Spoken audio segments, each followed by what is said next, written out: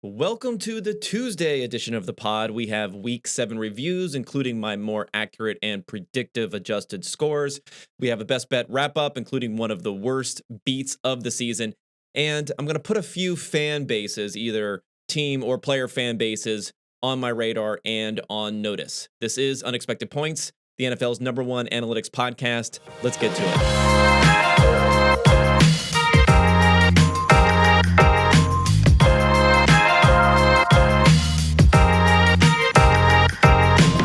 All right, everybody. Thank you for tuning in for the Week 7 wrap-up show. As I mentioned in the intro, I'm trying out something a little bit different here where I'm going to, I had my whole cancellation thing that I canceled. But, sometimes the cancellation can be premature. And I found that out last week. I'll talk when I uncanceled Dan Campbell. I'll talk about that later, how he really proved me right in the uncancellation of his prior cancellation. So now we're going to go with the tiered system here before we get to cancellation. We're going to have some people who can kind of get on my radar first, then get put on notice, then go all the way to cancellation. Some people go immediately to on notice, though, and we'll have that today before we get into cancellation. But I'll mention that as I'm going through this, where I gotta embrace my inner misanthrope sometimes, my inner hater. And it's something that I don't want to do too much on Twitter because then it just becomes obnoxious and can take up my entire day. But this is a good venue for me to airing of grievances, you could say, here on the podcast.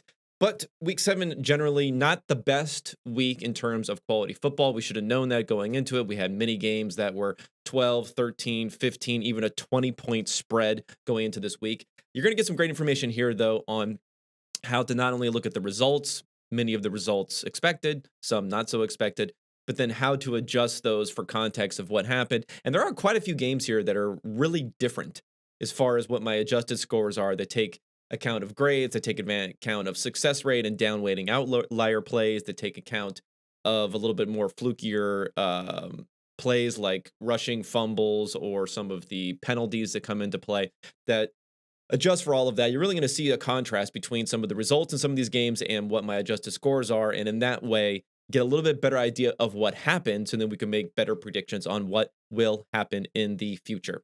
I'm not going to go chronological on what went on this weekend. I'm going to start with, I think, some of the more important games, more impactful games, and then kind of go in a semi-chronological order the rest of the way. But before I do that, I want to thank everyone who has purchased a PFF subscription with the promo code for this podcast, which is Unexpected. Again, promo code Unexpected at PFF.com, 25% off any PFF subscription. Continue to do that. Shows the people upstairs, shows Chris Collinsworth and others that you guys enjoy the pod here, and you are supporting what I am doing, and I appreciate that so very much. All right, let's get into the first game that I want to review, and that is the Chiefs and the Tennessee Titans. The score here, 27-3. This was the shocker, right? This was the shocker. The Chiefs ended up a 4-point favorite. I think they were even higher than that earlier in the week. And my adjusted score, though, while still a healthy beating, definitely a healthy beating, was 36-20. So there's two different things that come out in my adjusted score that maybe are not reflected in the final score. And the first thing is that the Kansas City offense, while bad, was not 3 points bad. It was not close to 3 points bad. And the second thing that comes out in this, and I think this is something where people may look at the score and they say 27-3. Well, if the Chiefs would have scored more, they could have kept the game close, all that sort of stuff. The fact that I have the adjusted score for Tennessee being 36 points is because of the fact that they, being a 99% win probability at halftime, well into 95, 96 win probability in the middle of the second quarter in this game, despite being an underdog, which is accounted for. Because of that, they throttled down in this game. They ran the ball with Derrick Henry a bunch. He had a ton of carries. He had, 28 carries, but he didn't even have 100 yards.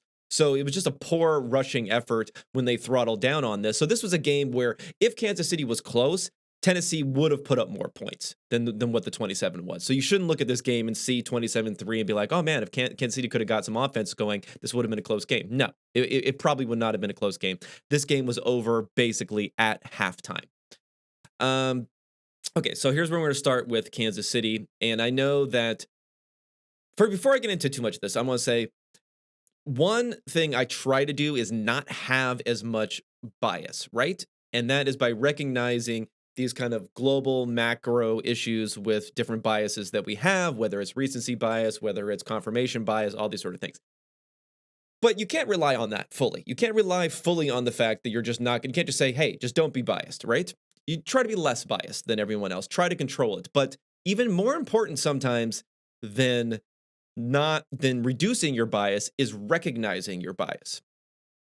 And I recognize that I am a Patrick Mahomes stan.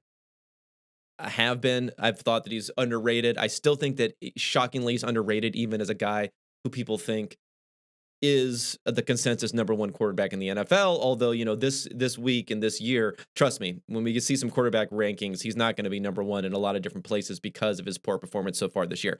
So keep that in mind when I'm talking to you. I'm going to try to control it. I try to recognize it, but I am a little bit biased, if anything, towards Mahomes and this Chiefs offense. So the first thing to think about in this game, when we think about the offense of the Chiefs and why it wasn't really as bad as the 3 points that you saw here is what I was mentioning earlier. The game was over so early, really. You'll see in a lot of these other games that I'm going to go over that they started slow, right? 3, 4, 5 possessions would go by on each side of the ball without much happening right here. So if you think about the Chiefs in this game, they started with 2 punts. And then on the third drive, and these are punts where they picked up first downs on these drives too. They weren't 3 and outs. So they started with a couple of punts, and then on the third drive, already down 17-0 at this point. Mahomes might have been pressing a little bit, where on the first play, he threw it into coverage. It went off of his receiver's hands, but highly contested play. The ball flipped up in the air and was intercepted. So the next time the Chiefs get the ball back, after having 3 drives, after having 2 drives that were failures, but not complete failures because of the fact that they weren't 3 and out. So again, punt, deflected interception. That's all that's happened so far. They look up at the scoreboard the next time they get the ball, and it's 24-0. Okay? That means that the Titans already at that point were about 93-94% win probability, considering the fact that the Chiefs were a favorite. Now, if you go into betting markets, I'm sure it was more like in the 80-something percent because I'm talking about live betting, you would have been doing during the game because we can't incorporate everything into models, right? You can't incorporate the fact that this is the Kansas City Chiefs. This is just not your normal 4 or 5 point favorite in this game. But that's the situation they came into. It's really difficult to play in that situation, even if you are Patrick Mahomes and the Chiefs offense. I know that they did this a couple of years ago in the playoffs where they were down, I want to say 26-0 against the Houston Texans and then put up, I think it was 6 straight touchdowns to blow them out in the other way. That doesn't happen that often. We can't expect the Chiefs to always act as if this is easy, we're going to be able to put up these points. I mean, the Titans in one of these drives started at their own 3-yard line and then drove the ball all the way down the field for a touchdown on their second touchdown. This was a situation where people are saying Patrick Mahomes is pressing. You're down 24-0 after 3 possessions. You're going to press. You're down 17-0 after two possessions. You're going to press. You're down 27-0 at halftime. You only had the ball 4 times in the first half. You are going to press. You have to press. You should be pressing. The problem isn't so much, in my opinion, him quote unquote pressing. It's the fact that they're not getting points out of these longer drives. Again, these are not 3 and out sort of drives here. If you look in the second half, a half where they only came away with 3 points the entire half, and those 3 points were on the first drive of the second half. Their drives in the second half were 10 plays, 11 plays, 18 plays. They had another 18-play drive where Mahomes is out of the game. This was a Chad Henne drive, so I'm not counting that one.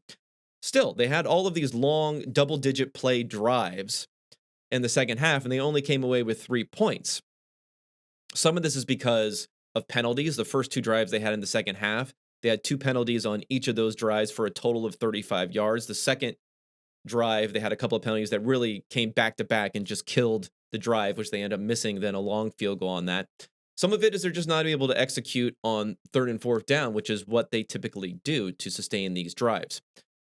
So that's something to keep in mind there. This is a little bit closer than you would have thought. And when it comes to the Tennessee side of the ball, the reason that the Titans side of the ball, the reason that their offense was a lot better than you may have thought was this was a Ryan Tannehill game, the game that no one likes to talk about, which is the game where Ryan Tannehill using play action, don't get me wrong, using play action, but Ryan Tannehill kind of puts the team on his back a little bit. He's sharing. He's kind of, maybe the team is right between the shoulders, the inside shoulders of Ryan Tannehill and AJ Brown in this game getting open, and he was the one moving down the ball down the field and was really unstoppable in this game.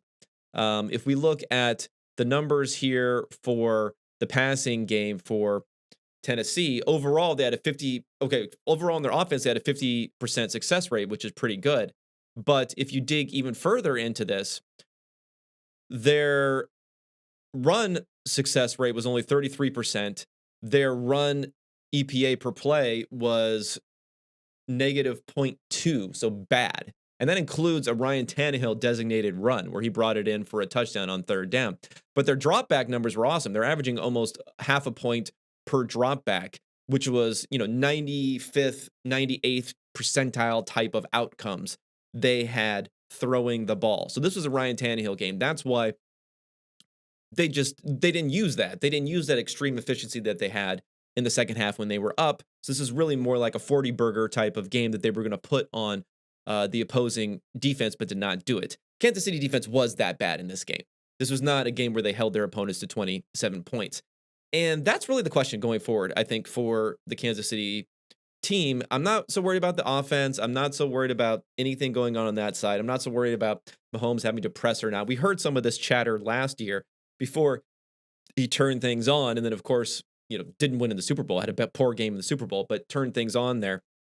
So you don't like to see this poor performance, but you don't get super worried about it. And it was a poor performance for Mahomes. If you look at his efficiency, his EPA per play, this was the worst game he's had in his entire career other than in the Super Bowl, although it's close to Buffalo, so that he had earlier this year. So there may be a little bit of a concern if you're going to say he's been around, we had 2018, 2019, 2020, and then 2021 here. So 3 3.5 seasons. And we've had his 3 worst performances all come as the last game of the last season, and then 2 games already this season. So there are concerns. Tyreek Hill in particular, he went off. He has 80% of his production, if you look at touchdowns and yards in 2 games this season, and then it's like an 80-20 rule type of thing. But all the production came in a few games this year, so not ideal there. I mentioned Derrick Henry. He did have the passing touchdown, so I like Derrick Henry. He's, trying to get some love from the running backs don't matter crowd and show his passing skills there.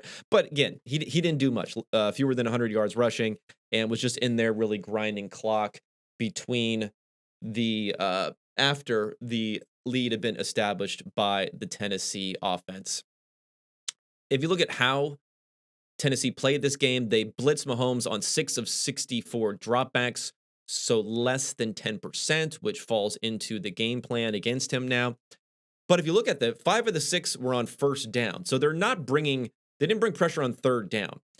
And on third down, Mahomes, and again, this was really the problem in this game. He's normally a guy who converts way above average on third down. On third down, he was 1 of 5 for 4 yards. Now that 4 yards was actually a conversion of a short 4 yard that they needed to pick up on 3rd and 4.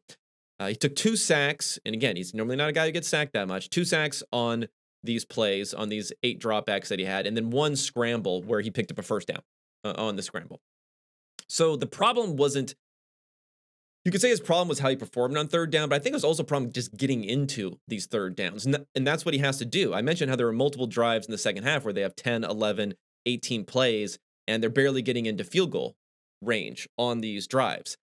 That just shows you how successful they were in stopping him down the field. And I'm thinking that people are talking about Mahomes pressing too much. Maybe he needs to press a little bit more, getting the ball down the field to Tyreek Hill in some of these situations. I mean, Tyreek Hill is not a contested catch type of guy, but you might have to take some more chances down the field rather than try to dink and dunk the way down the field. I know that ideally is the way that you play against it, but you do have options who can really stretch the field, and you might have to leverage those a little bit more. If you think about the pressure that they were able to get with only bringing 4 down linemen, that was a problem. Again, on these third downs, they were not blitzing, but Mahomes faced pressure on 6 of 8 of those third downs.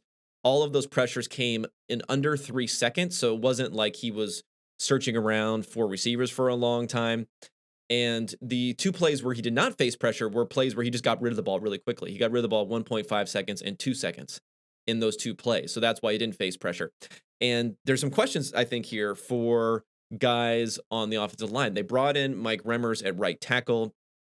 That didn't seem to go super hot there. They have Orlando Brown, which they spent a ton of draft capital, and eventually they're going to spend a ton of money on Orlando Brown there. And I wouldn't say that he's been bad this year, but the matchup of his skill set with what they really need in this offense could be a little bit off. And the reason I say that is because just look at what he's being asked to do here versus what he's being asked to do for the Ravens. I thought this was a pretty illustrative number here. So far this season, he already has 340 pass blocks. And a lot of these are coming out of the shotgun too, like true pass sets, right? In all of 2020, in all of last season, he had 490. So that was in a 16-game season. He had 490, and now 7 games into this season, he already has 340. He's just having to pass block 40 plus times a game, where he was more like 30 times a game before. It's just a big, big difference on just how often he's being asked and used to do that sort of thing. So we'll see. He could get better going forward. But as far as his grading so far this year, I mean, it's not bad. But his pass block grade is the thing that's gone down. It's gone from a 75 down to a 65. His run blocking is still up in the 70s. It's still been good, but that pass blocking rating is what's going down. And I think that could somewhat be the issue, because they were able to get pressure not only on the edge, but just on the inside, just doing things like simple stunts or having guys like Harold Landry come around the edge. And that could be an issue going forward on third downs. One other thing that I want to mention about this particular game is there was another Andy Reid not going for it situation. It wasn't a huge deal, but this is an analytics podcast, so we'll talk about it a little bit. And this was when they were down 27 points in the third quarter. It was a 4th and 9 with 24 yards to go. So they decided, 24 yards from the opponent's end zone. This is the first drive of the second half. They really needed 7 points here, not 3 points. So they kicked the field goal. It wouldn't have been a huge difference to go for it, but it's only, you had a 1% chance to win versus a 2% chance to win, something like that. Not huge, but again, what's the point of kicking the field goal in this situation? The prior play, how many times has Patrick Mahomes been able to pick up a 3rd and 9 or 4th and 9? Give him a chance to do it. Getting a few points doesn't matter that much. They're putting points on the board does not matter that much. So again, it's something where Reid's really going to have to pull out the stops in these situations. He's going to have to start doing what other coaches are doing, which is recognizing his situation, which is a defense that cannot stop anybody, and then applying a little bit more of that juice to the offensive side of the ball, and not just assuming, hey, we're the Kansas City Chiefs. We are a 15-win, 14-win team. Maybe you're not. Maybe you need to think about that a little bit differently and apply the offensive lessons to juicing up that win probability. All right, next here we have the Bengals and Ravens. This was a huge game, obviously. Bengals up at top, 5-2 now in the AFC after beating the Ravens 41-17. The Ravens were a 6.5-point favorite. The game grade score I have here is 32-16. So the 16 aligns pretty well with what the Ravens did, which was a poor offensive performance. 32 is a little bit lower than what the Bengals did at 41.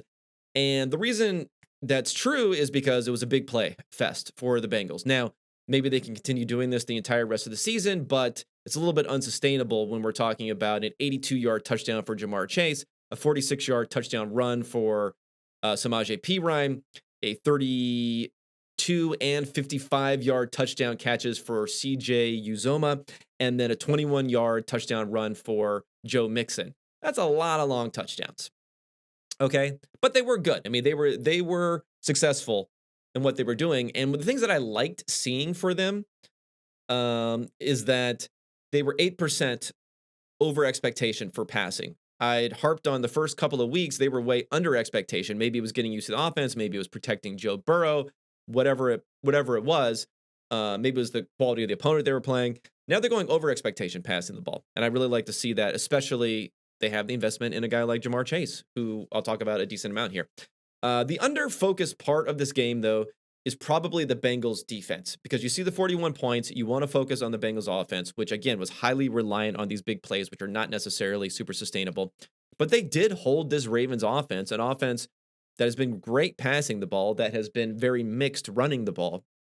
They did hold this offense down. Lamar Jackson had a 34% success rate, dropping back the pass, which is a bottom 10 percentile type of outcome. They had a 47% pressure rate. Now, some of that is invited by Lamar Jackson, but still, they were getting pressure on this. They got 7 expected points lost for the Ravens on sacks. So again, that Bengals defense was providing pressure, and it's really doing it it's doing it on the back end with good coverage, but then also doing it up front with pressure.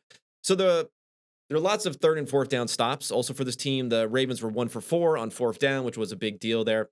And, Lamar Jackson wasn't a good game. This is last week. He didn't really have a good game, but it didn't matter because they ran the ball so well against the Chargers, and people didn't really notice. That was the one thing I said about last week that people probably wouldn't notice, was the fact that Lamar Jackson actually was not that great during that game.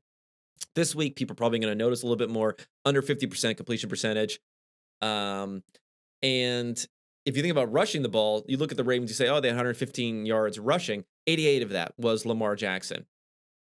Okay, Burrow on the other side. So just huge eye-popping numbers based upon those long plays that we talked about. 400-plus yards, 3 touchdowns, 1 interception. He only had a 71.4 grade. So again, the offensive performance maybe not quite as great as we think, because of some of these big plays were predicated on a lot of yards after catch and work that Chase was doing, or getting very, very, very open, like CJ Uzomah was on a couple of those touchdowns.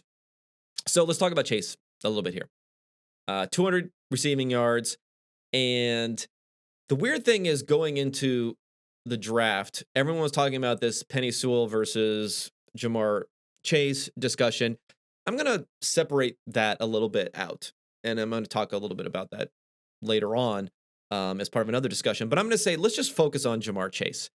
And the question was, as a guy who was under 200 pounds, who wasn't a tall guy, he was like 6 feet tall, whether or not he was worth a top 5 pick. Now, I did a couple of pieces on him in the offseason. So this is knowing what we knew then. So I did a prospect profile where I looked at all of his different metrics, including his athletic metrics, his production metrics, matched him up against all the different prospects that we've seen over the last 15, 20 years.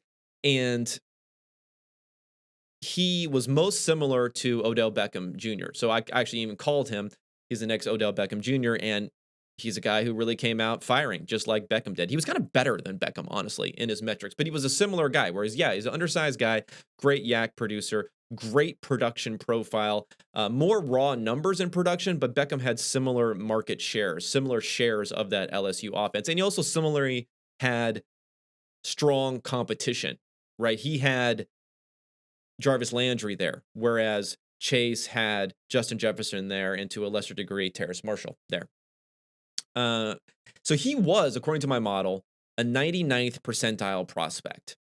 He was the best prospect since Amari Cooper, who went, I think, 3rd overall, and then Julio Jones, again, another top 5 pick. So he was worthy of being a top 5 pick, regardless of what you think of Penei Sewell, if you think Penei Sewell was a better player or not. So I think the discussion about whether Jamar Chase was a top 5 pick or not, I think you can victory lap that, because there were objective numbers, not just opinion-based numbers, on whether that was the case, and now that is coming through. Now, do we expect him to have the most receiving yards ever after 7 games? Of course not.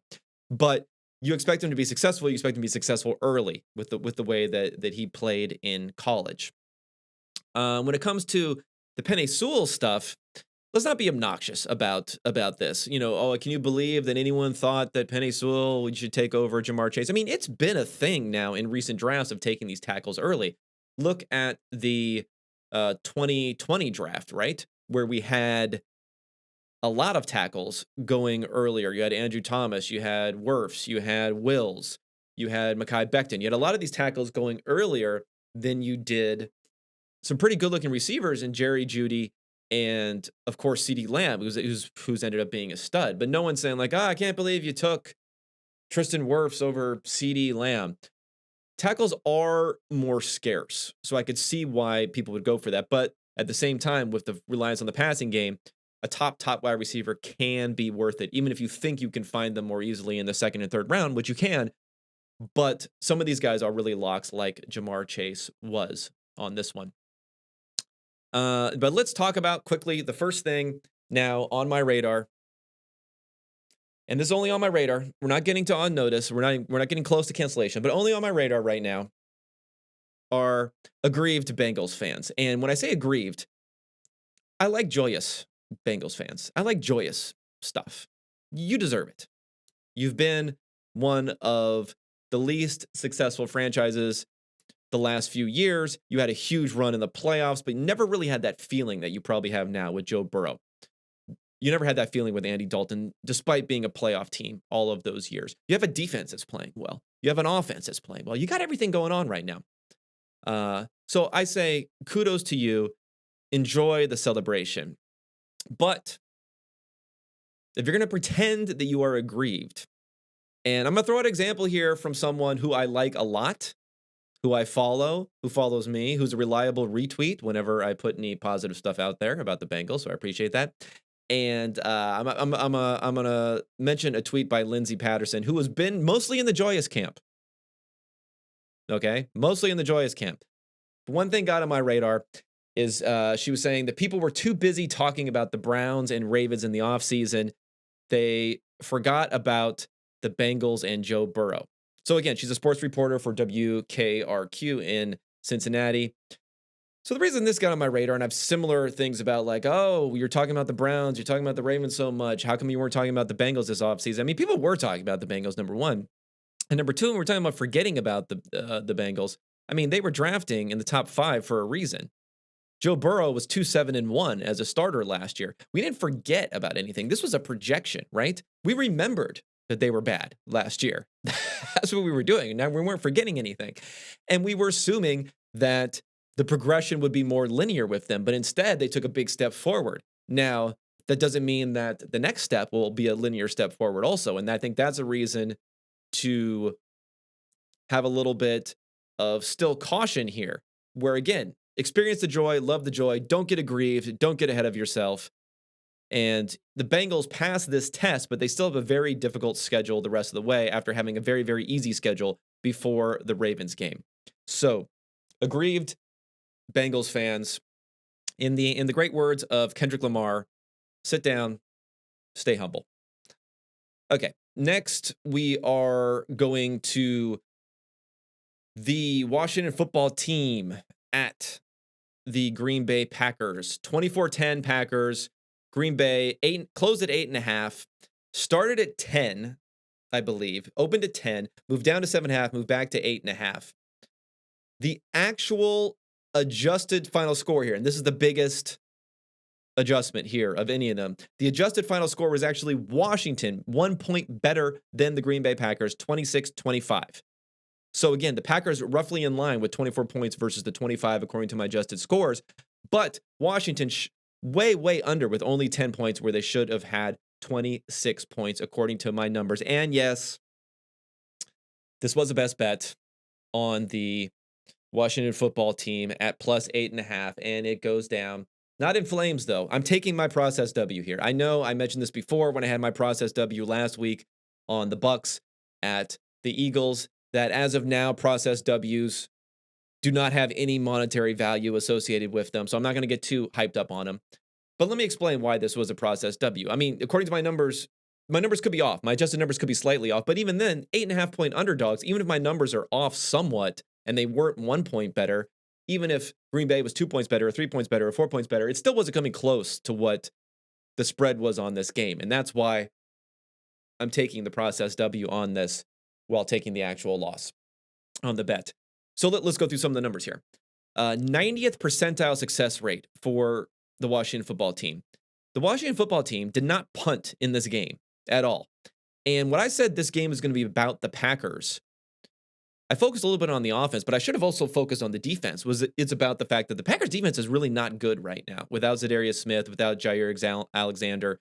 We'll see this Thursday when they're probably not going to have Devontae Adams. They're going to be playing the Cardinals. This could be interesting. This could be a little bit of a destruction of the Packers here if that defense cannot hold down Kyler Murray and the Cardinals at all, because they had a really easy schedule so far this year, and I don't think we've ever seen like an inability to score like we saw for Washington in this game.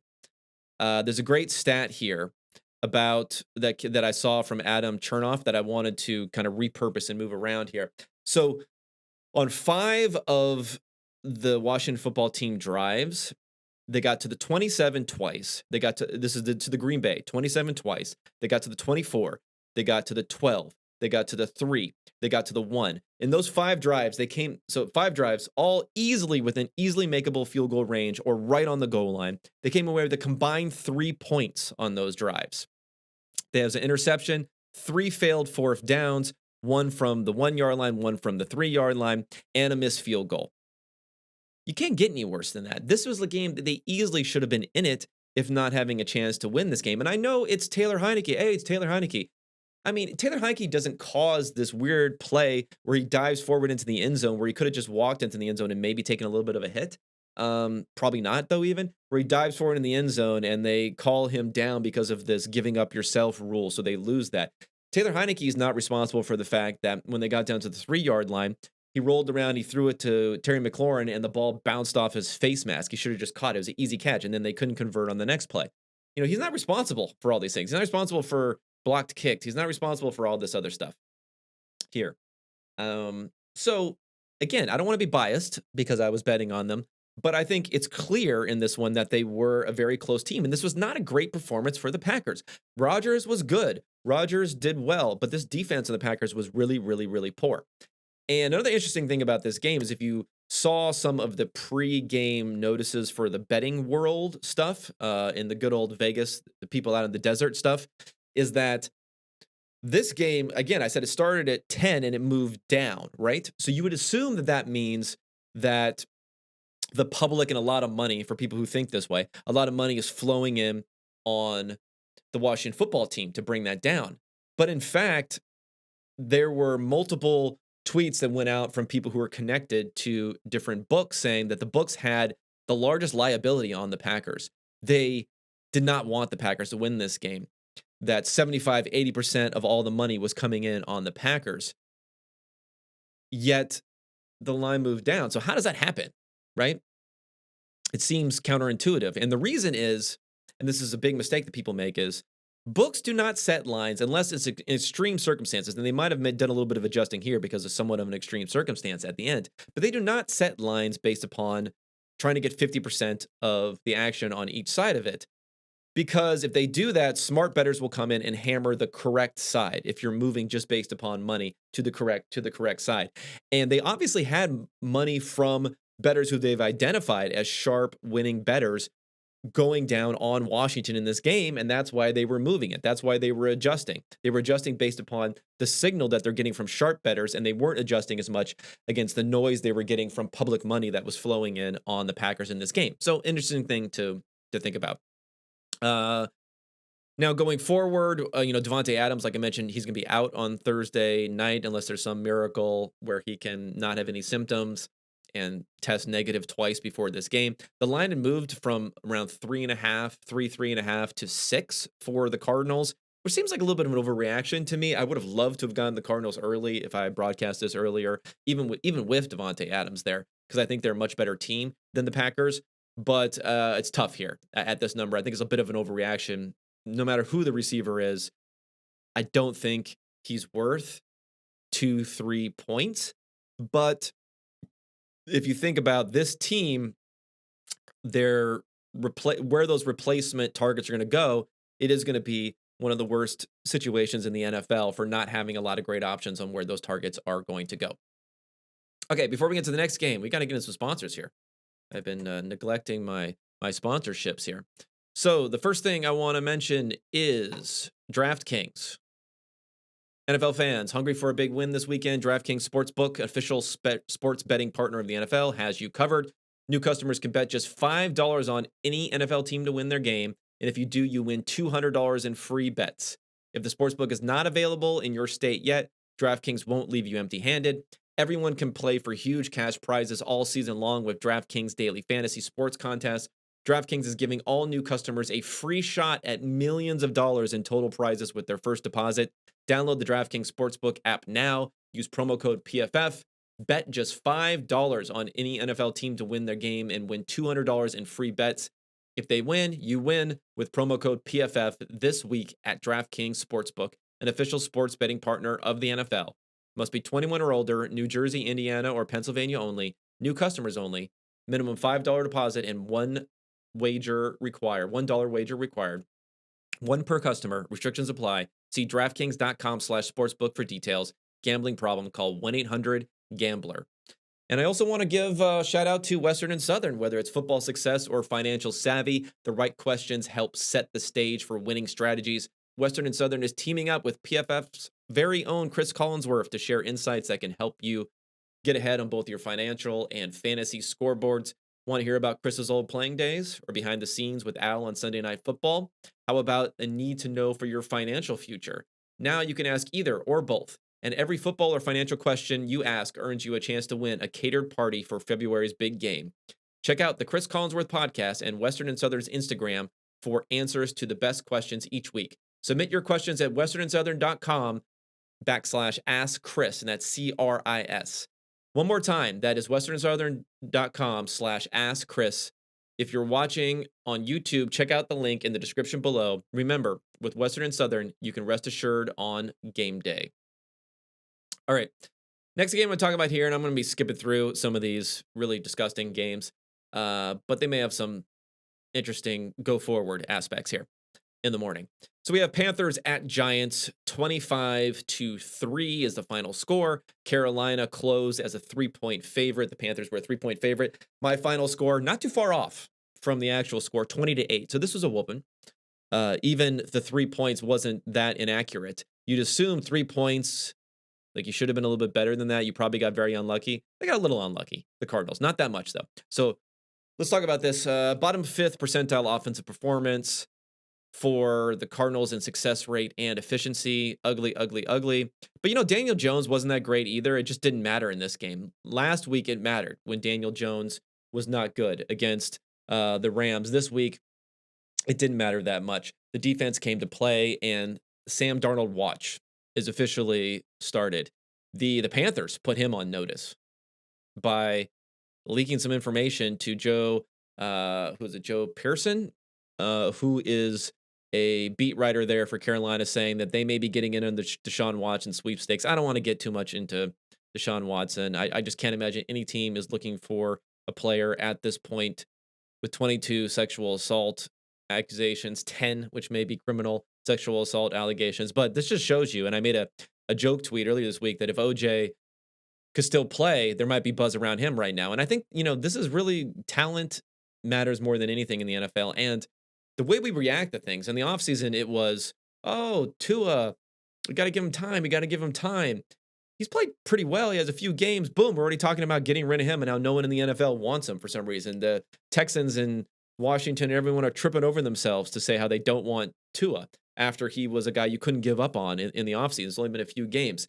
Sam Darnold, the flip-flop on Sam Darnold's happened all within the same season, right? He started fairly well, and it was like, I think we found our guy. And then a few weeks later, you're jettisoning him for a potential another quarterback. Now, what I will say about the Panthers is the way they've approached their rebuild, they've been a little bit impatient. They signed Robbie Anderson. They signed Teddy Bridgewater immediately, even though they were a bad team that could have taken almost just a learning, rebuilding year that time.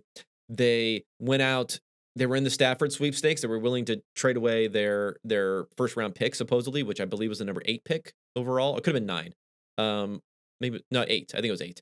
Overall, they were willing to trade that away. And I don't know if the Lions thought they got a better deal from the Rams or Stafford wanted to go to the Rams, so they ended up doing that. Obviously, they trade the second round pick and more stuff and say we're going to pick up the 5th-year option for Darnold. It's a little bit desperation. The stank of desperation floats around the Panthers facility a little too much for my liking, for a team that should be building towards something that's a year or two away, still a year or two away at this point, is trying to, jump forward over and over and over again here. And when Darnold has these regression games, which he's going to have, he's just, he had pretty long, big sample of not just being mediocre, but being the worst quarterback in the NFL when he was with the Jets. You're going to expect this to happen. You got to play through it. You can't just say after a game, hey, we're going to run the ball every play. And then after another game, another poor game, say, hey, we're going to get rid of him for a sexual assaulter. It's pretty crazy, the flip-flops that we're seeing going on here.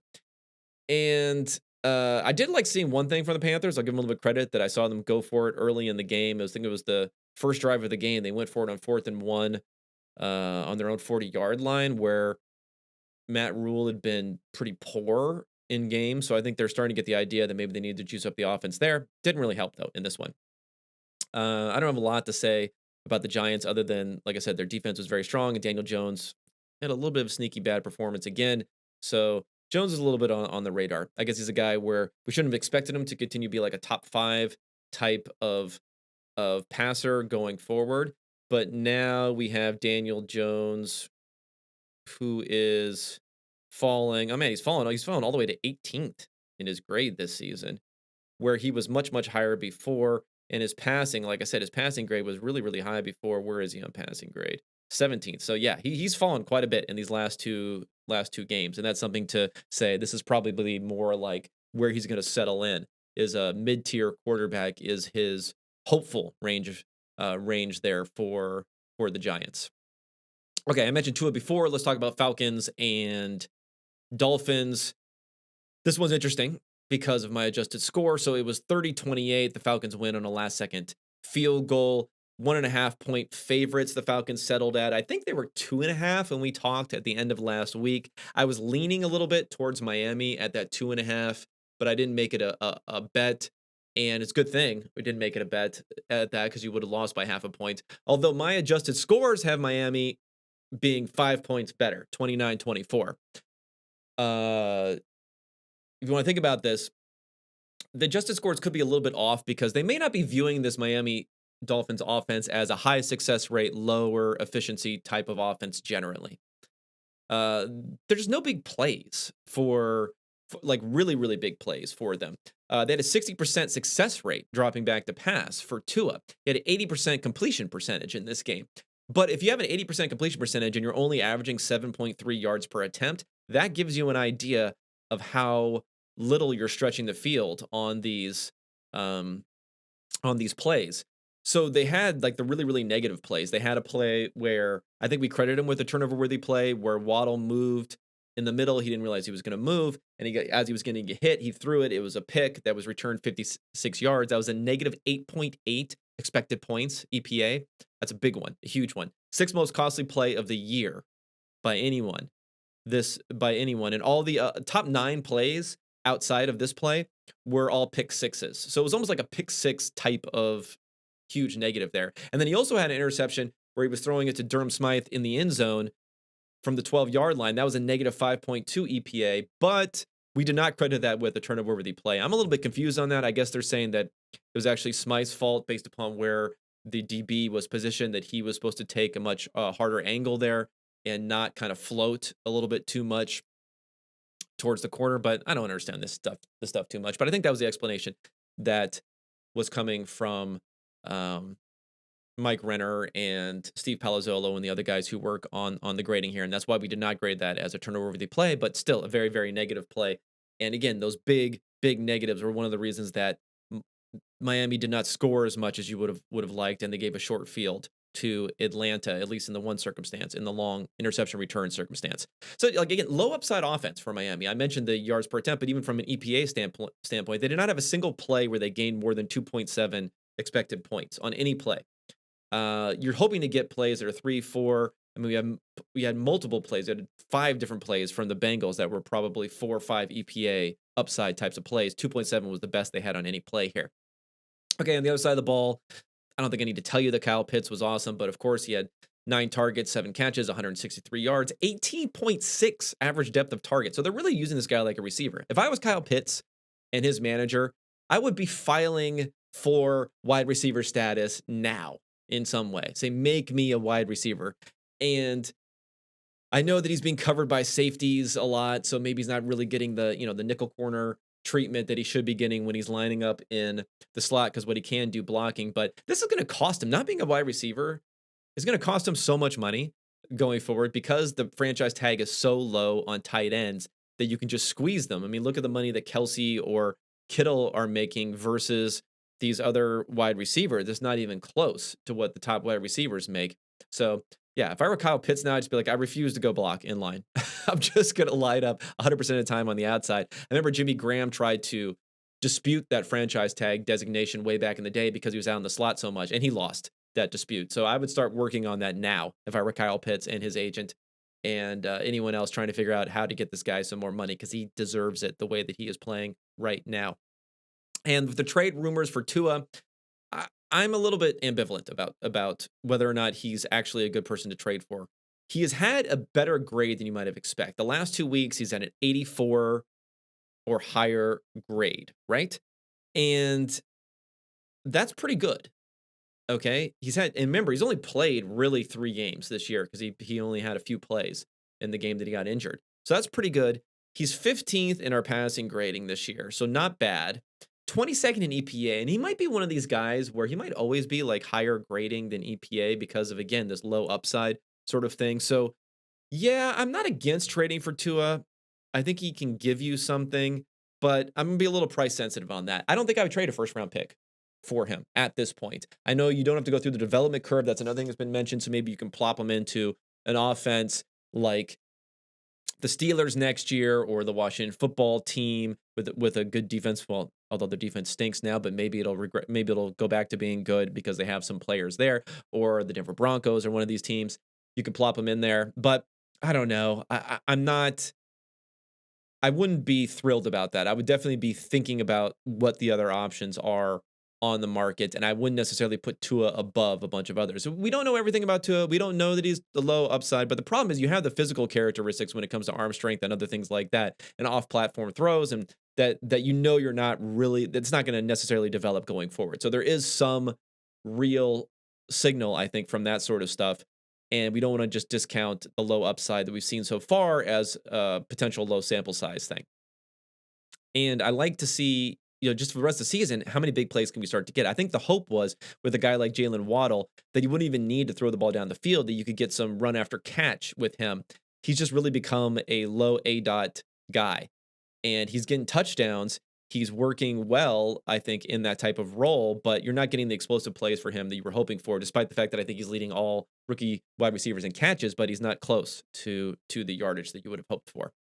Okay, another game I think I can go through pretty quickly. Jets at New England Patriots, 54-13. Bill Belichick was kind of pulling out the stops in this game to put a 50 burger on them. So like they could have slowed down a couple times in the second half, and they were throwing bombs. They went for it on 4th and 1 near the end of the half when they were already up 24-0. Although this is almost like a 4th and 1 you had to go for. So this is Belichick, who's not going for nearly enough 4th and 1s.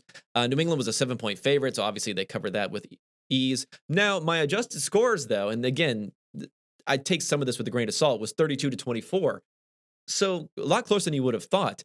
The Patriots were just converting everything on 3rd and 4th down. And, that'll happen sometimes, but they were getting these big plays on those 3rd and 4th down. So that's why their success rate, while high, wasn't a 54. It's hard to get a 54 expected score in any game unless you have a 100% success rate. They were in the 70s% for their 70th percentile for their success rate, which is good, but it's not going to be high enough to get that type of measure. And the Jets, I would have never expected this. I'm going to comp to the fact that I did not watch a lot of this game, is that the Jets had a 56% success rate passing the ball. They had a fumble, they had an interception, they were 0 for 2 on fourth down, so they had a bunch of things that didn't go right. Now, you could probably expect some of those things not to go right for a team like this, so the 24 points is probably too high on the adjusted score, knowing what we know, but still, maybe we're saying 20. It wasn't as poor of an offensive performance as you might have thought. Zach Wilson, the PCL injury, out for 2 to 4 weeks. We have Joe Flacco coming back in here. It's going to be rough for Jets fans. Jets fans are really not happy. It doesn't get much worse than you're supposed to be building as the season is going on, and you have your highly drafted quarterback looking pretty bad, not progressing, getting injured. So you have a stalling potential for progression there, and then you have the most hated team on the planet for Jets fans, and for probably most fans that are not Patriots fans, the Patriots stomping on you and stomping hard on you too. Like I said, Belichick was trying to rub it in, I feel like, in this game. Props to him if he wants to do that. But Belichick has rubbed it in against a lot of different teams. So I think it's always interesting when he does that. And then he's conservative in close games on fourth down, and then in these types of games, he's willing to take more risks to really destroy his opponent. All right, Philadelphia Eagles at the Las Vegas Raiders, 33-22. The Raiders ended up being a 1-point favorite, and the adjusted score here is 36-27. So maybe not. The way people are talking about this game, I thought it would be more of a wipeout, not only the final score, but I thought maybe the performances would be more of a wipeout. I mean, maybe you could say there was some like garbage time-ish sort of element in the second half here for the Eagles, but Jalen Hurts and the Eagles offense have not been as bad, I think, as what I'm hearing from some people. I think they're just scoring a lot at the end of games, so people are not giving as much credit for that. But in a close game, which they've been in close games where they've come back in the fourth quarter, those points count. Those plays count. Even a defense that is playing ahead of a score or two ahead isn't just giving up and allowing teams to move the ball. So I think there's maybe a little too much negativity on Hurts because it seems as if Hurts is packaged and they already got him wrapped up, tied a bow on him, put a stamp on him to send him out of town next year. And there aren't necessarily a lot of great quarterback options, especially not in the draft from what people are saying. And I'm going to trust draft prognosticators on this. But even throughout the league, who's going to be available? I mean, they're going to be in the Aaron Rodgers sweepstakes with the way the rest of this team is looking right now. I'm not so sure about that. I mean, Hurts had a 70 grade, so he didn't have a great grade, but it's not like one of these games where he's in the 30s. And he had a hugely impactful fumble where they fumbled on a shotgun snap, which is a little bit of a weird play. So that's a very negative grade, very impactful play, but it's not necessarily a really boneheaded bad play for him. And then they had another fumble where Kenneth Gainwell fumbled around midfield. So they had some bad plays go against them there. Their two most impactful plays of the game that cost them over 10 points in EPA there. And it's hard to blame the Eagles offense, I think, sometimes. This is almost like Hurts is getting the old Derek Carr treatment in a way, because it's hard to blame the offense when the opposing quarterback completes 91% of his passes. They did get a turnover, so the defense did get a turnover, but still, 91% of his passes. They only had a 30% pressure rate on Carr. And Carr was getting rid of the ball in 2.3 seconds. Things were really, really easy for him. And I'd say it reminds me of Carr in that, now we're getting this like Carr is so great, Carr is so great. Yeah, Carr is playing well, but in the past, he's had many, many good games where they would just end up losing because the defense would be so bad. And then we kind of forgot about him because of that, because you still have to get the W. Like Patrick Mahomes has played with a poor defense, but we don't forget about him because he's been getting W's the entire time. Carr wasn't quite good enough to get a W with a bad defense. He is plenty good enough to get a W with a defense that's playing well, and that's why we're recognizing him now. From a game script perspective, the interesting thing here was the Eagles were 11% under expectation with their passing. They're a team that had been over expectation many weeks, which was surprising. So they flipped it around there a little bit. But then again, they were down a lot, so they didn't have to have a very very low pass percentage to get way under expectation. They had 90th percentile rushing success and efficiency, so it's good. I think they, excluding the fumbles, which maybe that's like saying, excluding a very important thing. But again, those are more random. So they have been running the ball pretty well. They can do that a decent amount. But the problem is you just can't do that when you're giving up 30 plus points and you're allowing the team to move up and down the field so easily on the other side of the ball. And Hurts had 4 scrambles and 8 design runs. He had 4 first down conversions on that. Again, I think that's something that we're probably not giving him enough credit for what they're doing. A very excellent third Fourth down call early in the game. Also, I want to mention for Sirianni and the Eagles, 4th and 1 at their own 34 at 7-7. The game was tied 7-7 in the second quarter. He went for it, 4th and 1, and they converted, barely converted on a sneak for Jalen Hurts there. So excellent. I love to see these go for it on 4th and 1 on your own side of the field early in the game, stealing a possession type of plays. And speaking of stealing possessions, let's talk about the Lions at the LA Rams, 28-19, close game, 16.5-point favorite were the Rams. The Lions actually looked decent by my numbers. Maybe I should have recommended it as a play, but I wasn't sure what was going to happen in this game. The adjusted numbers are 29-22, so very close. This was the Dan Campbell game when I talk about stealing possessions. They started the game with a touchdown on a long, somewhat weird, lucky screenplay to DeAndre Swift, then onside kick, then fake punt, then get a field goal.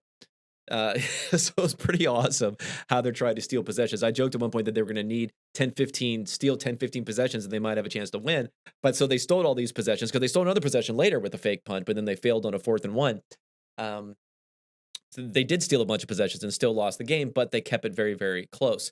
The Rams are just awful running the ball, and I think that's one of the reasons why I'm starting to build more and more being impressed with what Stafford and the offense is doing, is they have not been able to run the ball well this entire year. 5th percentile rushing type of game for them, but they were great passing.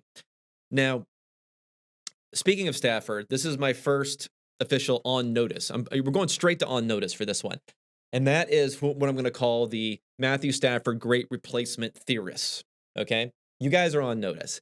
And my point is, these guys are acting like that the quote-unquote analytics people or PFF people or whoever out there was saying that Matthew Stafford is so replaceable. Oh, he's not an upgrade. Everyone was saying he's not an upgrade over Jared Goff. No one was saying he's not an upgrade. People were saying that the defense might regress. People were saying that Stafford might not even be as good as you think. No one was saying he was not an upgrade. I've seen people point to articles as evidence of said not an upgrade being posited by PFF people. And within the actual article, it says that Matthew Stafford is an upgrade. Again, I know this is Twitter, so I know saying someone might not be as good as you think becomes, in this situation, saying they're awful or saying they're not an upgrade over Jared Goff. But that's just not true. And there's also this thing of people continue dying on the Stafford is not an upgrade hill. Okay, Stafford's not doing so well in our grading. I'll give you that.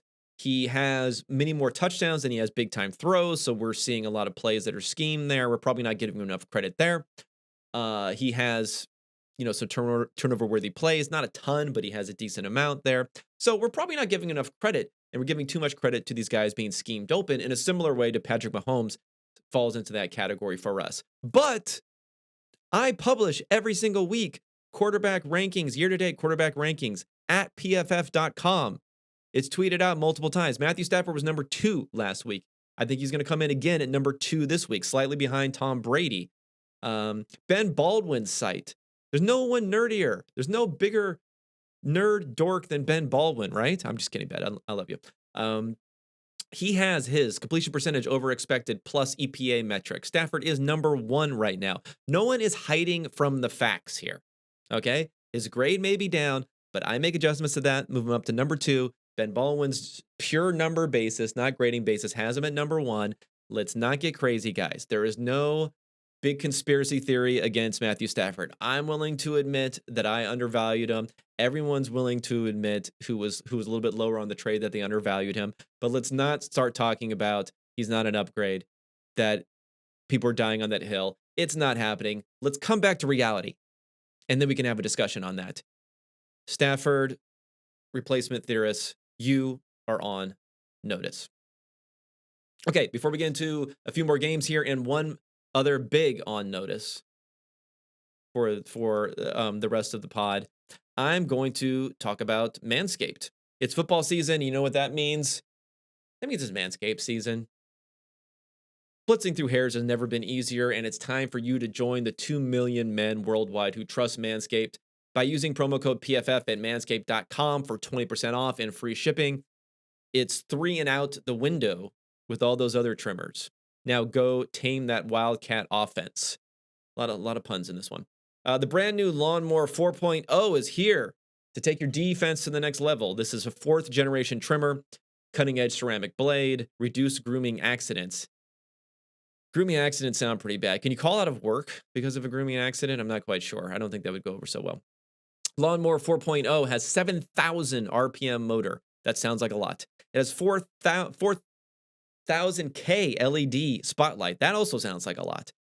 On or off, you switch it on and off. You can light it up or not. You can have a dance party in the dark with glow sticks and your LED Lawnmower 4.0.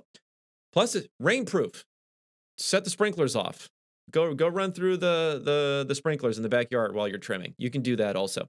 20% off, free shipping with promo code PFF. 20% off, free shipping at manscaped.com. Use promo code PFF. Okay, we're going to fly through a couple of ones super fast. Houston Texans at Arizona Cardinals, 31-5, 20-point spread.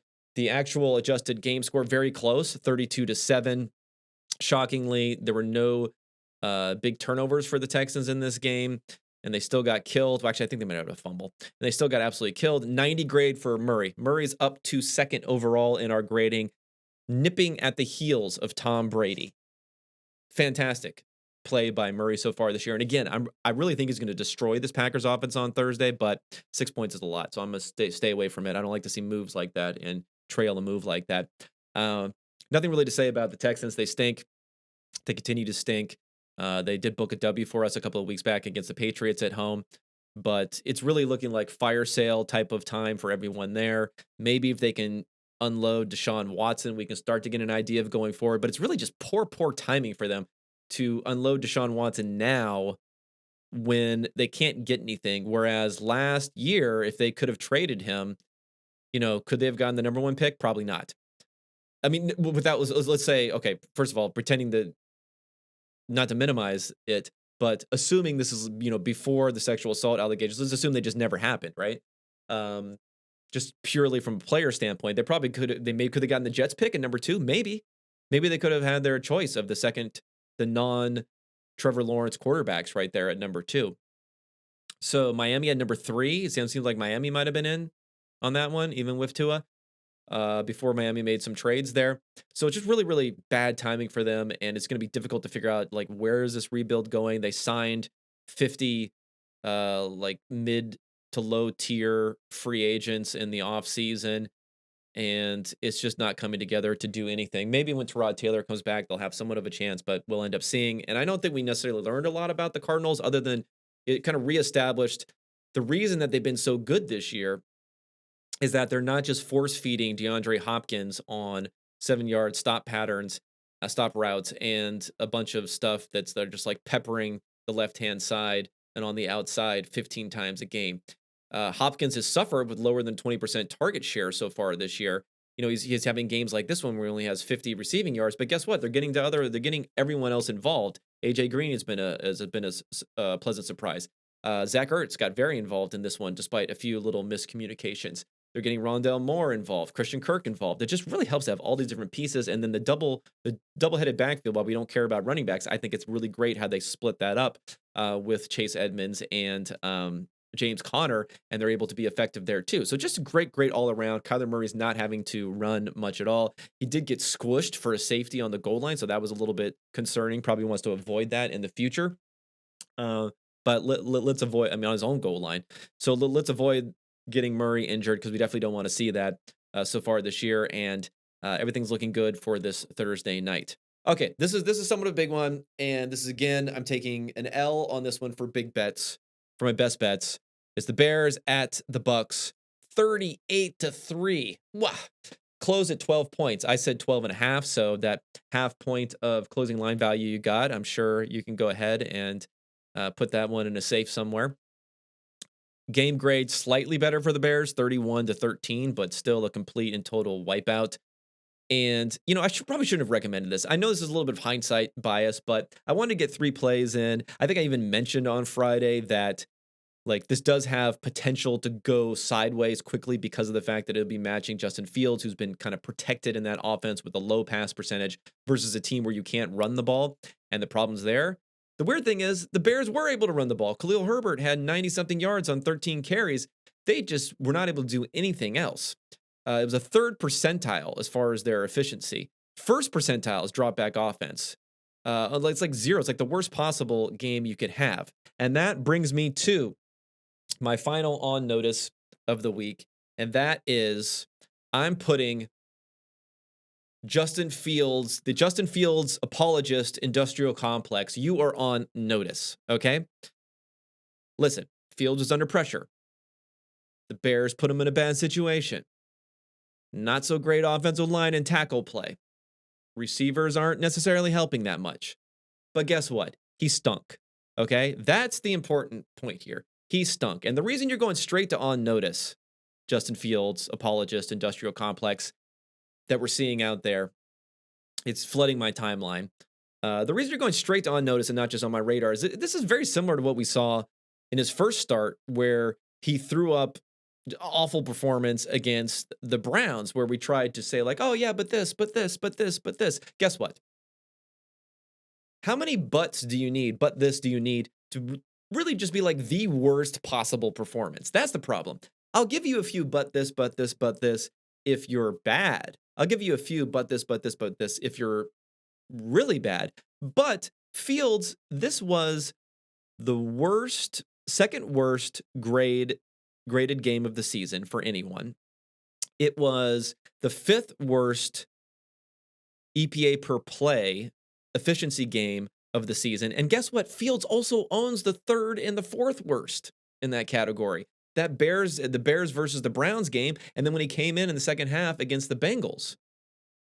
He's got 3 of the top 5 worst games of this season are all Justin Fields. So, yeah, I can give you all of these contextual sorts of things here, but let's stop focusing on it so much. You got to give me something on the fact that he was bad. You have 5 turnovers in this game, okay? He could have had 7 turnovers in this game if everything went wrong, okay? He fumbled on another sack, so two strip sack fumbles, right? And I've seen people say, oh, he got sacked in 2 seconds and 2.5 seconds. I mean, it's coming off of the right tackle. Guess what? You got to see that coming. I understand you're going to take a sack if it's only 2 or 2.5 seconds, but you don't have to fumble the ball, right? He had another fumble that was recovered by his own offensive line where there was, we didn't even rate this as a turnover-worthy play, which I think is questionable, where there was a blitz, which he kind of has to see. He has trouble seeing these blitzes coming in. There was a blitz coming off his blind side where he was tackled, and then he fumbled. Obviously got to him very quickly, but still, he fumbled on that. He had another play where his arm was hit, where I guess they're saying his arm was coming forward, and then it was caught by the running back, I believe it was Herbert. So I guess they're calling that a completion. But again, it was very, very close to either being a fumble or an interception on that play. Things could have been even worse for this, right? And if you look at his numbers, he's the lowest graded passer season long, PFF grade. He is the lowest in EPA per play. And there's actually like a big gap between him and Davis Mills and Zach Wilson for being 2 of the lowest. This is the lowest EPA per play of any quarterback who's played at least 150 plays in the last 3 seasons. So, you can make these excuses, right? You can say, oh, Justin Fields said that the coaches told him there were 12 men on the field, so then he threw the interception, and that doesn't count. Well, just because the coaches tell you there are 12 men on the field doesn't mean you have to airmail one right to the safety, right? I understand you're trying to make a play happen. You still could throw a more accurate pass there, right? This reminds me a little bit of Sam Darnold truthers, although I'm not putting Justin Fields in the Sam Darnold category. I'm not saying that he's shown such a big sample that we should be saying he's bad. I'm not even saying that he is bad. I'm just saying we don't have to go overboard with these excuses. It was the same thing with Darnold. It was like excuse after excuse after excuse.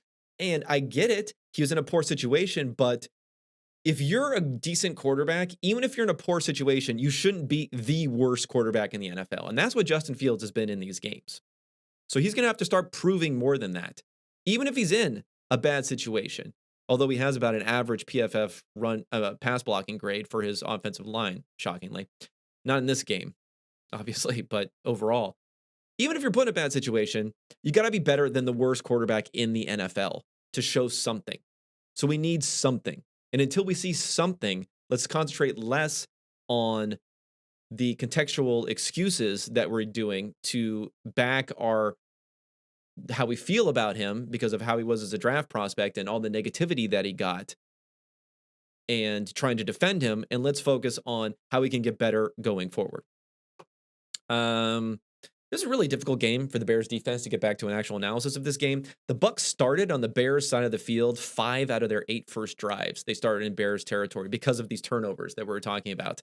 Brady, 4 touchdowns, but he only had 211 yards. Everyone saw the 600th touchdown, all that stuff. Okay grade of 76, and that's why the gap between him and Kyler Murray has shrunk a lot as far as number 1 and number 2 in pass grading. He continues to lead the NFL, though, but Kyler is creeping on him. Don't have a whole lot else to say about the Bucs. This was just a slam dunk type of game for them, and not a lot else. They have great weapons. They didn't even have Antonio Brown for this one, so if he's back next week, that just adds to their arsenal. And no Gronk, of course. Okay, let's get into the Sunday and Monday Night Football games. 30-18, the Indianapolis Colts beat the San Francisco 49ers in a monsoon. This was San Francisco 3.5-point favorite. My game scores 12-9, so much closer, but still a win. And ding, ding, ding, winner, winner, chicken dinner. We had this as a play for Indianapolis, but it was +4 at that time. And it was a pretty easy win here, although it was a really, really ugly game. I mean, so many, the rain, the turnovers, the success rates for the two different offenses were 32% and 30%, which are really low. That's why it was a 12-9 game grade adjusted score. Indianapolis had all the big plays, and they also got all the penalties on the defensive pass interference. So if you think about their success rate in this game was in the 3rd percentile. So that's how bad they were success rate, but they were in the 42nd percentile as far as their efficiency is concerned. And that's why they ended up scoring 30 points in this game, despite a 12-point type of offensive performance. 46 grade for Carson Wentz. He was just bad. 3 turnover-worthy plays in this game after only having 1 the first 6 weeks of the season. Jonathan Taylor and Elijah Mitchell both went 18 for 107. So the running games weren't that bad in this one, other than the fact that there's, Fumbalaya was going on all over the place in this. The difference between the two performances between Mitchell and Jonathan Taylor is Mitchell did it with 3.3 yards after contact. Taylor did it with 5.2 yards after contact. So Taylor's really stepping up and getting in people's imagination as being one of the best running backs in the NFL. He might matter a little bit. He's got guys who are legit 220, 4.3 speed type of guys who put up that type of production in college might matter a little bit. And that's why he was the head of, the top rated running back and all the different modeling that went on for the 2019 draft. Okay, the last game that you would have watched last night, probably the most entertaining part of that game was watching the Manning cast, watching Marshawn Lynch drop, I believe my counter here, my analytics counter was three S-bombs and 1 F-bomb. And Tom Brady was great on there too. What stuck out to me the most before I get into the game here about how Tom Brady was on that one is you can really see the rapport with Peyton. And I'm a Peyton stan, right? Tom Brady's gone way up, obviously, as far as he's played. I might be even willing to concede that he's the greatest now. But the thing is, when you think about how Peyton was talking about working with, how Brady was talking about working with Peyton's coaches and how he talks about what he's learned from Peyton Manning, I think people just really need to recognize the fact that Peyton Manning was the one who changed the NFL with how he played quarterback, with how he diagnosed things, with how they would check out of plays and in and out of plays at the line of scrimmage, with how they would different concepts that they would use. He was a big part of an architect of what goes on, and the way the NFL offenses operate today, the biggest inflection point is Peyton Manning. Right? And even Brady's done a really, really great job doing that sort of stuff. But really, Peyton is the guy who made that inflection point. I think that's why you see the reverence that Brady has for him in a way, almost looking up to him in a way, despite being, the quote unquote GOAT. So this game, New Orleans at Seattle Seahawks, 13-10. The Saints win. They were closed at a 4-point favorite, so that's not so great there for anyone who bet on the Saints there. I had it as 2016, so each team was a little bit better than that poor score, although the differential was about the same, 4 points from my adjusted scores. You might think the Seahawks were an unlucky loser because they missed 2 field goals, but the number still puts the Saints ahead because The Seahawks didn't really do anything offensively other than that 85-yard touchdown to Metcalf, which gets discounted a bit because it's such a big play. They had a 35% success rate versus 39% for the Saints. And the Saints also had a bunch of drives where they didn't end up with a lot, but they had these 10, 15 play drives where they just end up with field goal attempts at the end. So they were able to much more consistently move the ball down the field. Not great, but they're able to more consistently move the ball down the field. But the funny part was the end of the game when they had Breeze there, where they're very, very critical of the quarterback play on both sides, especially Jameis when he missed an open tight end screen that could have won the game and some other things that were going on there. I think people might be a little bit low on the Saints because this is one of these games where everyone was watching them and says, this team stinks. Why are we even talking about them as a potential playoff team? So that could lead to some value on them going forward because I have a feeling my numbers are going to be a little bit high on them as they kind of always are going forward. And it'll be something to peep in on as they are playing the Bucs next week. So that's a really interesting game. All right, everybody. Thanks so much for tuning in. Again, rate, review the pod. Leave comments on YouTube. I try to dig in there and go ahead and answer people. Use the unexpected promo code at PFF for 25% off. Otherwise, I'll be talking at you later this week. Thanks so much, guys.